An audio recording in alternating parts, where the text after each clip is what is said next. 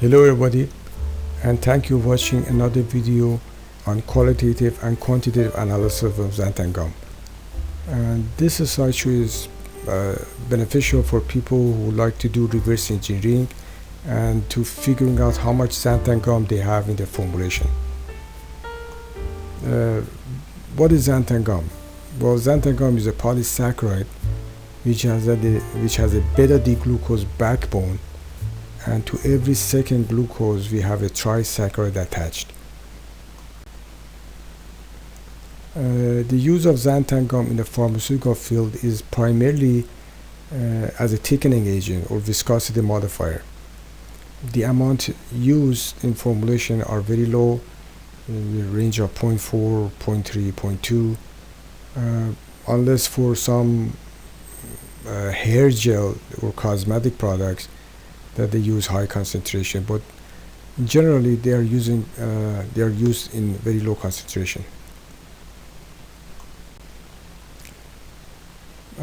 For quantitative and qualitative analysis of this excipient, I have to say it is extremely challenging, and it is among the most difficult excipient to do the Q&Q work. It has a poor solubility. It doesn't dissolve well. It takes a long time for the material to disperse. It has low concentration as a finished product. It doesn't have any chromophore, and in general, overall, it is not easy to work with.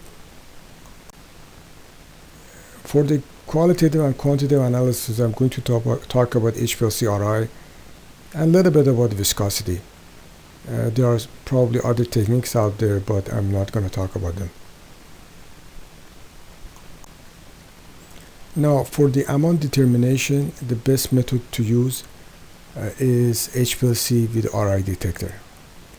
And the chromatogram that we see here, the peak around 19.8 minutes is the peak for xanthan gum, and the other peaks are the other excipient present in the formulation.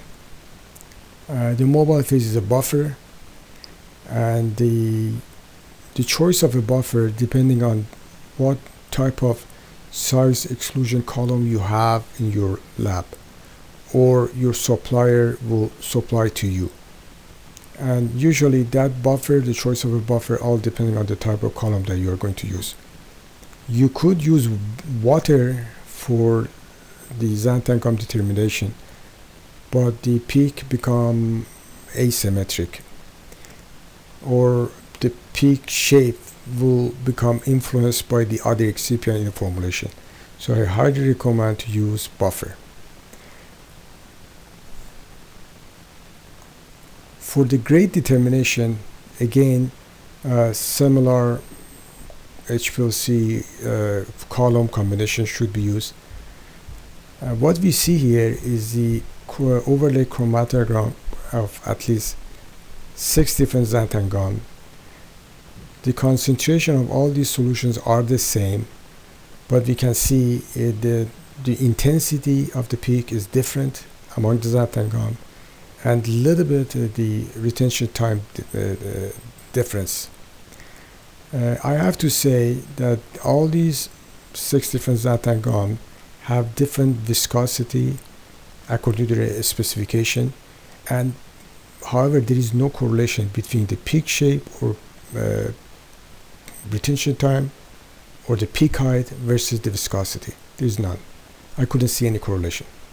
So for people who are doing reverse engineering, all they have to do is to obtain the chromatogram of the finished product that they are reverse engineering, and they should compare it with the available xanthan gum that you have in lab.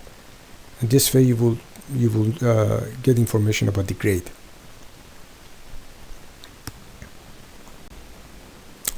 About the viscosity, I have to say that the amount and grade determination by HPLC IRI is not 100% reliable, and to test the result of the HPLC, one has to make this finished product with the proposed amount and the grade, and they have to do the viscosity testing.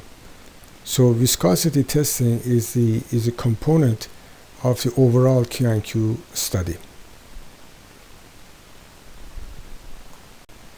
References, there are too many to list. I just put a few here, but every column manufacturer, they will have methods available for xanthan gum. Thank you for watching this video and have a great time.